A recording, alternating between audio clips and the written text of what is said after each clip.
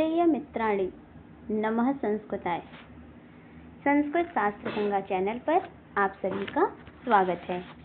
आइए, आज हम रविवार है, इस कारण से हमने विचार किया कि कुछ प्रश्नों को आपके सामने ले आते हैं और आप इन प्रश्नों को देखिए और जहाँ आपको कुछ विशेष लगे वहाँ आप भी अपने कमेंट के माध्यम से हमें ज़रूर बताइए। यह कमेंट हमारे लिए एक और नई राह का मार्ग दिखाती है। अयोगात्मक भाषासु न भवन्ति। देखिए मित्रों, यहाँ पर जब प्रश्न में ना आए ना तो ऐसे आप गोला करिए बहुत ध्यान से। अयोगात्मक भाषासु न भवन्ति। उपसर्गा क्रिया क्रियाः कारकाणि सर्वाणि। तो इसमें से आंसर कौन सा होगा? उपसर्गाः। योगात्मक भाषासु, योगात्मक होगा तो क्रिया होगी तभी योग होगा, कारक इन सब में योग होता है। अपितु न भवन्ति, अयोगात्मक भाषासु न भवन्ति, तो इसका आंसर हो जाएगा उपसर्गाः। उपसर्ग में अयोगात्मक भाषासु न भवन्ति। फिर पुनः चलते हैं नेक्स्ट प्रश्न में। घी संज्ञकः भवति। घी संज्ञकः भवति। सखी, पति, मति, भूपति।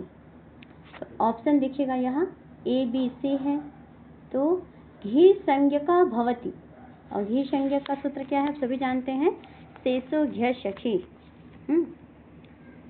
तो देखिए पति की तो समास में होती, यहाँ भूपति होता तो हो जाता, तो पति सिंगल इस वजह से नहीं होगा।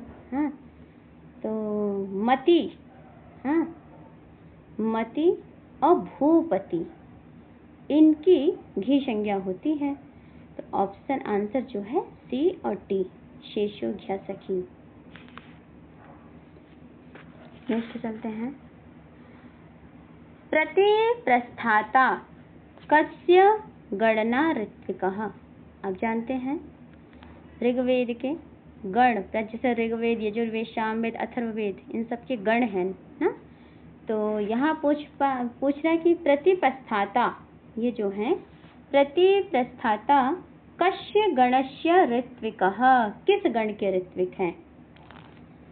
तो ब्रह्मगणस्य, अध्वर्युगणस्य, होत्रिगणस्य और उद्गात्रिगणस्य। तो अध्वर्युगण के चार, मतलब इस अध्वर्युगण है इसमें चार आते हैं।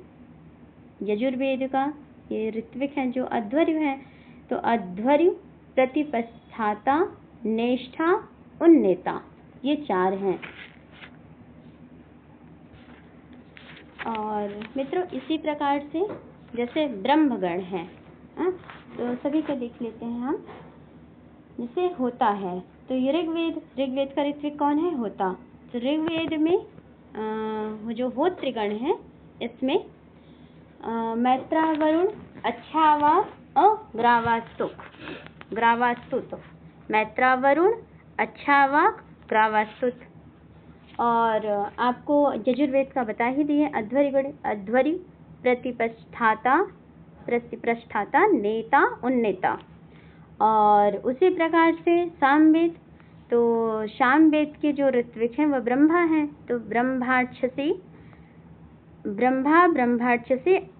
आग्नित्र और पोता। उसी प्रकार से अथर्ववेद जो उद्गाता है, प्रस्तौता, प्रतिहर्ता, सुब्रह्मांड। उद्गात्रिगण के उद्गाता, प्रस्तौता, प्रतिहर्ता, सुब्रह्मांड। तो इसको ध्यान रखिएगा, इससे भी प्रश्न पूछे जाते हैं। आइए आगे हम चलते हैं। गार्हपत्याग्नि कस्यां दिशि प्रकल्प्यते। जो गार्हपत्य अग्नि है वह किस दिशा में इसकी मतलब परिकल्पना की जाती है या स्थापित किया जाता है। तो इसमें देखिए जैसे कि अग्नियाँ तीन प्रकार की होती हैं, आह्वानी, गार्हपत्य और दक्षिणाग्नि। तो इसका आंसर सबसे पहले देखें, गार्हपत्य अग्नि जो है, आप सब बताइए यदि आपको आंसर पता हो तो। गार्हपत्य अग्नि, इसकी स्थापना की जाती है पश्चिम दिशा में, पश्चिमायाम, और पूर्व दिशा में, पूर्वश्या में आहवनी अग्नि है। इसको यहाँ पे लिखने में थोड़ी सी फिर आप समझ लीजिएगा। आहवनी अग्नि यह होती है पूर्वश्याम, और हम आपको दक्षिण दिशा में दक्षिणाग्नि, ये तो आपको याद ही नहीं करना है, दक्षिण का दक्षिण, बस दो अग्नियों को याद कर लीजिए, एक पूर्वश्याम आहवनी अग्नि और गार्हपत्य अग्नि पश्चिमायाम, पश्चिम दिशा में। आगे चलते हैं। पंचविंश ब्राह्मणस्य नामांतरम किम? पंचविंश ब्राह्मणस्य नामांतरम किम? तांड ब्राह्मणम, जैमिनी ब्राह्मणम, प्रौढ़ ब्राह्मणम या महाब्राह्मणम? तो इसमें से अब आंसर खोजिए आप। क्या ये सभी ABCD चारों हैं, केवलम ए एवं सी, या A से और D? तो इसमें से ध्यान रखिए, जो पंचविंश ब्राह्मण है ना, इसका एक नाम है तांड ब्राह्मण, इसी का एक नाम है प्रौढ़ ब्राह्मण, और इसी को कहते हैं महाब्राह्मण।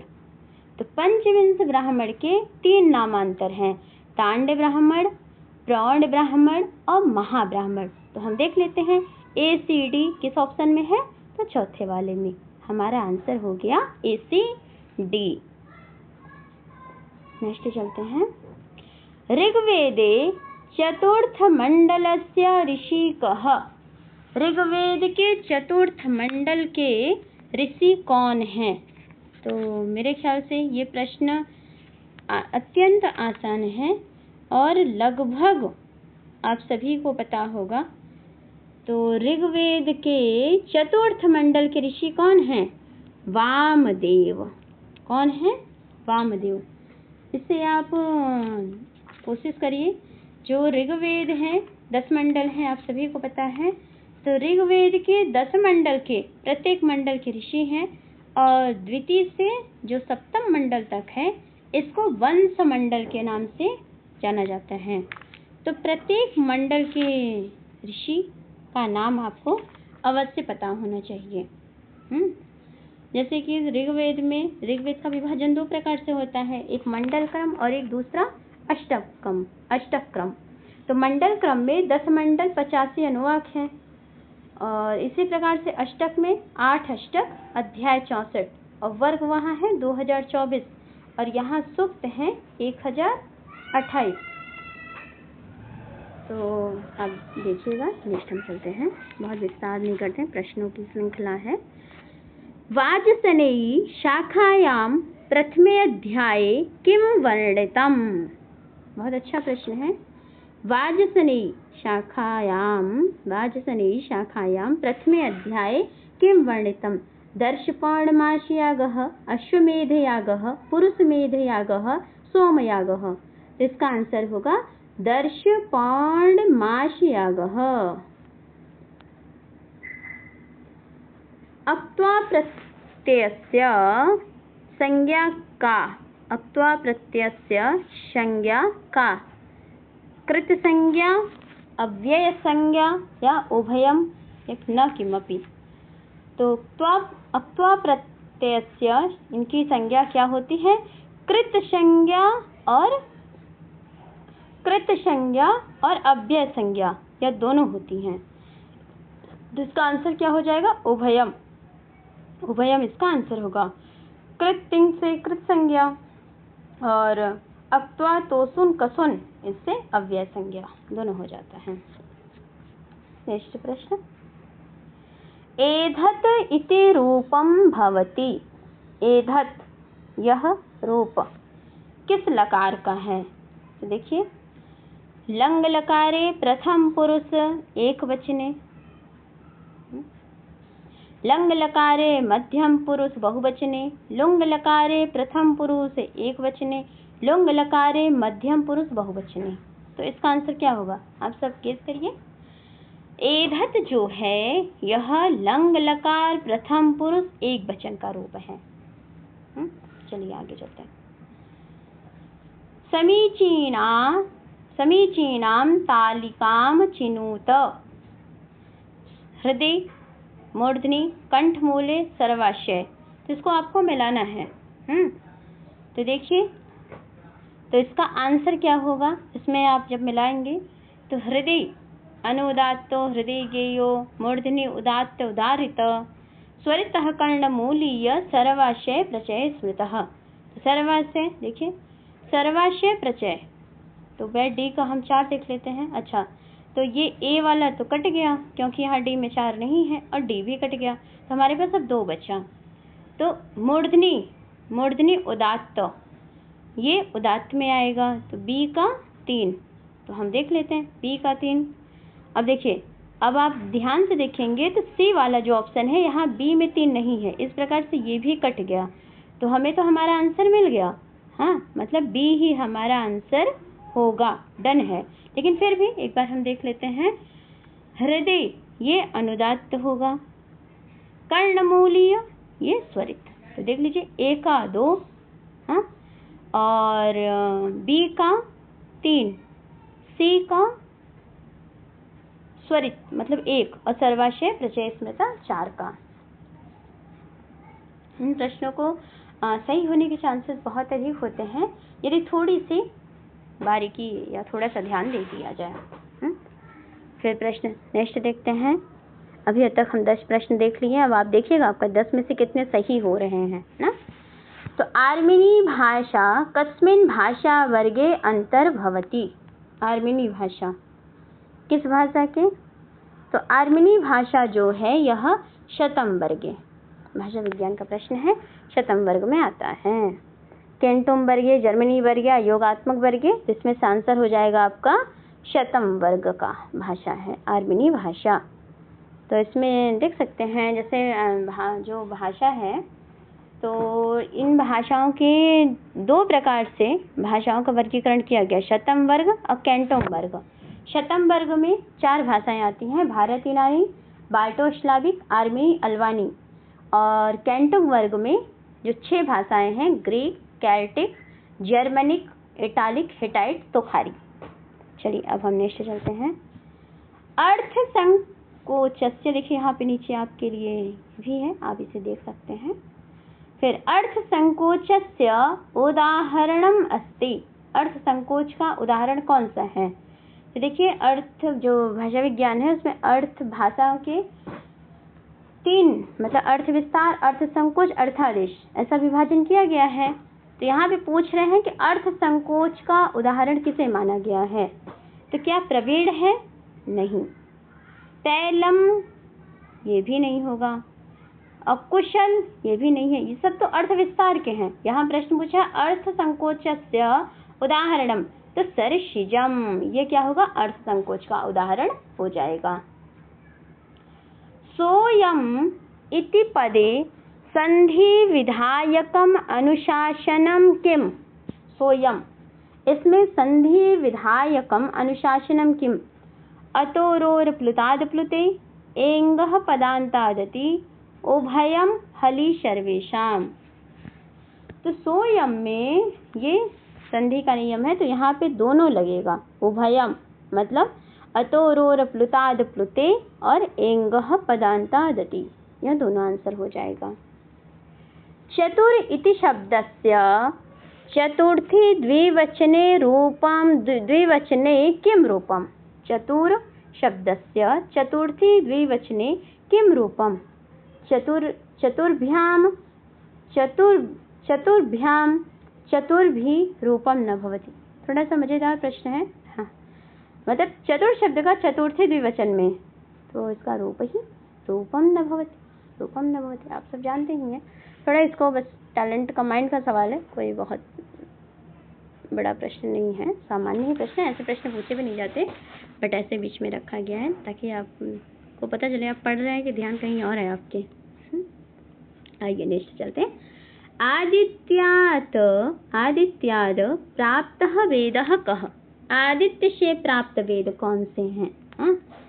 सामवेदः, ऋग्वेदः, या सामवेदः, ऋग्वेदः, अथर्ववेदः, शुक्ल यजुर्वेदः। प्रश्न अच्छा है। थोड़ा सा बुद्धि लगाइए। आदित्य से प्राप्त, तो सामवेद हम सब जानते हैं, शौर्य आदित्य से प्राप्त वेद है, और शुक्ल यजुर्वेद यह भी है। तो आंसर देख लीजिए, ए और डी कहाँ है ऑप्शन में? पहला तो नहीं होगा, दूसरा भी नहीं, तीसरे में ए और डी है। हमारा आंसर हो गया ए और डी। चलिए नेक्स्ट चलते हैं। नाना योगे, नाना योगे विभक्तिर न भवति। नाना के योग में कौन सी विभक्ति नहीं होती है?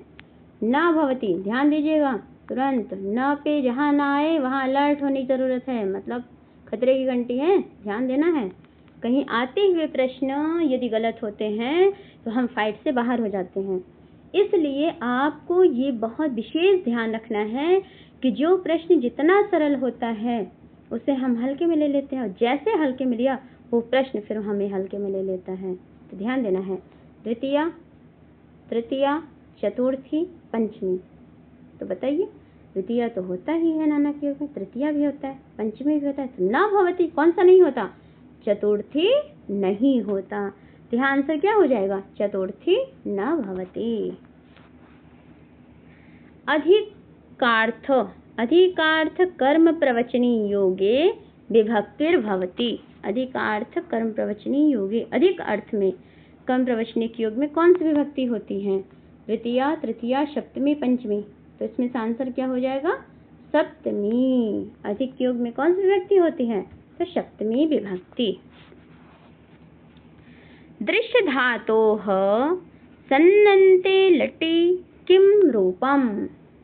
दृश्य धातो सन्नन्ते लटि किम रूपम?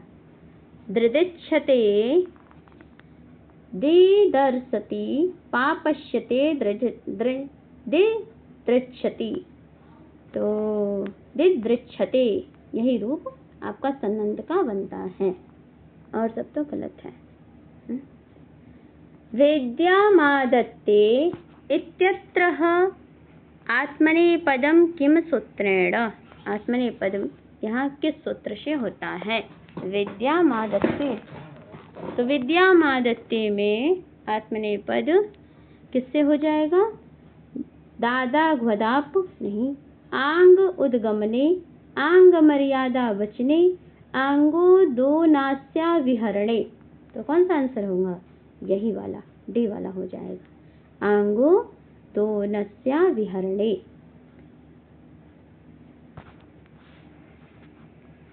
समीचीनां तालिकां चिनुत। आगम, संघर्षी, योगात्मिका, स्पर्श। तो इसमें से कौन सा आंसर होगा आपको देखना है। तो आगम जो है ये संभवतः इसका होगा, हाँ, ध्वनि परिवर्तन कारणम। ठीक है, देख लीजिए, ए का दो कहीं मिल रहा है, 3 में, मतलब ए हमारा कट गया, ये आंसर नहीं होगा, 3 है, अब 3 में से करना है। फिर संघर्षी पकड़ते हैं, तो संघर्षी क्या होता है? संघर्षी शकार, देख लेते हैं, 2 का बी, 2 का तीसरा, बी का तीसरा ना, तो बी का 3, मतलब सी भी आंसर हमारा नहीं होगा। अब 2 हमें करते हैं। योगात्मिका, योगात्मिका भाषा कौन सी होती है? ये सब आप सब जानते होंगे, चीनी। हाँ, चीनी जो है अयोगात्मिका है। तो सी का 4, सी का 4 हम देख लेते हैं, मतलब हमारा डी होगा आंसर। इस तरह से पता चल गया, लेकिन अब लास्ट भी देख लेते हैं। स्पर्शः चकारः, स्पर्शः चकारः, तो हमारा डी आंसर हो गया। ऐसे आप बारीकी से मिलाएंगे, थोड़ा आसान, मतलब आराम से, तो बहुत अच्छे से आपके मिल जाएंगे। फिर ये प्रश्न सही हो जाएंगे, इसके चांसेस ज़्यादा होते हैं। रामायणस्य अयोध्याकांडे कति सर्गाः सन्ति? रामायण के अयोध्याकांड में कितने सर्ग हैं? तो रामायण के अयोध्याकांड में कितने सर्ग हैं आप सब बताइए? 119, 119 सर्ग हैं। जैसा कि आप सभी जानते हैं कि रामायण के 7 कांड प्राप्त होते हैं ना। बाल कांड, तो बाल कांड में कितने हैं? ये 77, ये बाल कांड के हैं। अयोध्या कांड आपको पता ही हो गया 119। अरण्य कांड में है 75 और किष्किंधा कांड उसमें है 67। सुंदर कांड में है 68 और युद्ध कांड है 128। युद्ध कांड के 128, उत्तर कांड के हैं 111। तो इस प्रकार से आप ध्यान रखिएगा। चलिए, महाभारतस्य लघुतम पर्व किम? महाभारत का लघुतम पर्व कौन सा है? तो महाप्रस्थानिक पर्व, स्वर्गारोहण पर्व, शांति पर्व, भीष्म पर्व। तो महाभारत का जो सबसे छोटा पर्व है उसे क्या कहा जाता है? महाप्रस्थानिक पर्व। और सबसे बड़ा पर्व शांति पर्व। तो महाप्रस्थानिक पर्व में कितने अध्याय हैं? 3। और इसी प्रकार से जो शांति पर्व है उसमें है 365 अध्याय। चलिए, ये देखिए यहाँ पे दिया हुआ है महाप्रस्थानिक पर्व 3 अध्याय 115 श्लोक, स्वर्गारोहण 5 अध्याय 120 श्लोक, शांति पर्व 365 अध्याय 14,725 श्लोक। सबसे बड़ा है शांति पर्व। और भीष्म पर्व जो गीता जहाँ से लिया गया जिस पर्व से, भीष्म पर्व 122 अध्याय और 6100 श्लोक। चलिए आगे बढ़ते हैं। ग्रीम नियमानुसारम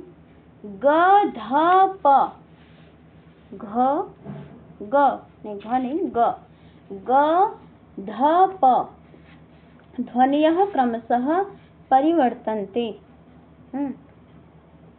देखिए थोड़ा सा इसमें बारीकी है। जैसे ग का तो परिवर्तन किसमें हो जाता है?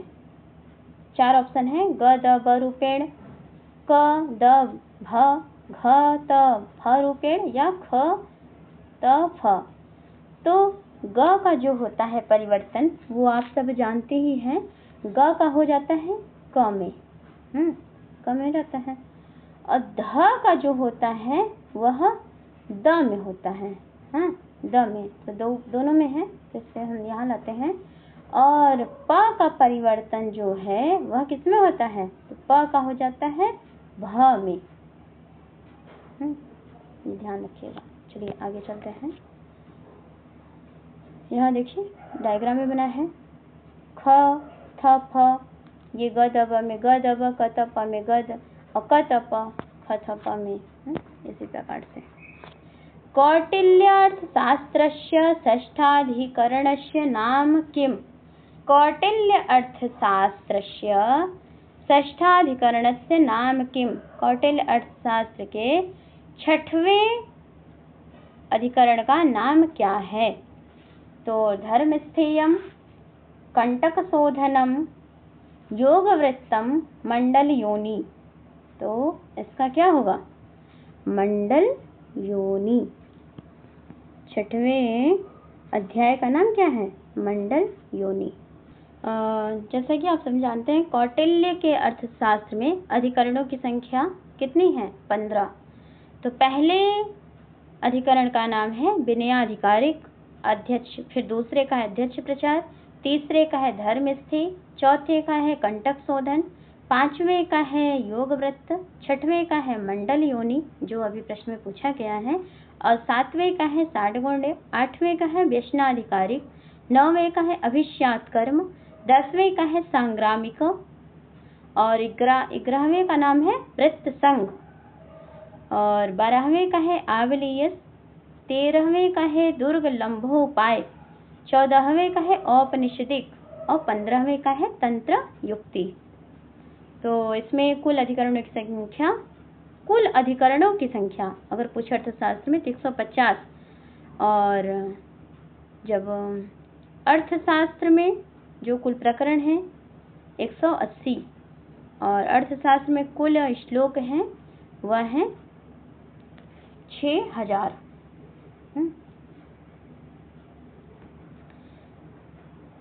तो मित्रों आज हम 24 हुआ, एक प्रश्न और देख लेते हैं जिससे 25 कम से कम बन जाए। हाँ, वेदाः अपौरुषेयाः इति के न स्वीकुर्वन्ति। प्रश्न ध्यान से, वेदाः अपौरुषेयाः इति के न स्वीकुर्वन्ति। तो मीमांसकाः वेदांतिनः नैयायिकाः मैक्समूलरः। तो इनमें से वेदों को अपौरुषेय मीमांसक और वेदांतिक तो मानते हैं, लेकिन नैयायिक और मैक्समूलर नहीं स्वीकार करते। तो हमारा आंसर सी और डी ऑप्शन देखिए तीसरे में है, ये आंसर हो जाएगा। तो मित्रों आज के लिए इतना ही। हम देखिए 25 मिनट में 25 प्रश्न देख लिए हैं। हाँ, तो बहुत अच्छा है और थोड़ा सा उसका विस्तार भी थोड़ा बहुत कहीं किए हैं, तो उसकी व्याख्या के रूप में।